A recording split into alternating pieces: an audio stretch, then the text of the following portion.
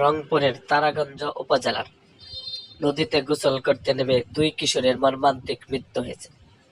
আজ শুক্রবার 29 মে উপজেলার হারিয়াকুটি ইউনিয়নের কাশিয়াবাড়ি এলাকায় যমুনেশ্বর নদীতে এই দুর্ঘটনা ঘটে। নিহতরা হলেন উপজেলার হারিয়াকুটি ইউনিয়নের কিসামত মেনানগর ডাঙ্গিহারার তেলিপাড়া গ্রামের আব্দুর রহিমের ছেলে মোহাম্মদ ওহিদ ইসলাম 13 এবং নূর ইসলামের ছেলে মাসুদ 15।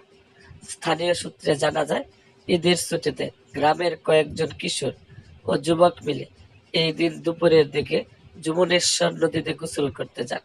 এক পর্যায়ে ওহিদ ও মাসুদ নদীর গভীর পানিতে চলে যায়। তারা কেউ সাঁতার জানত না বলে জানান স্থানীয়রা।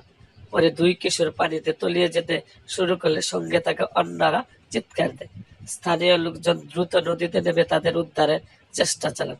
অনেক খোঁজাখুঁজির পর তাদের উদ্ধার করে হাসপাতালে নেওয়া হলে কর্তব্যরত চিকিৎসক তাদের দুজনকে মৃত ঘোষণা করেন।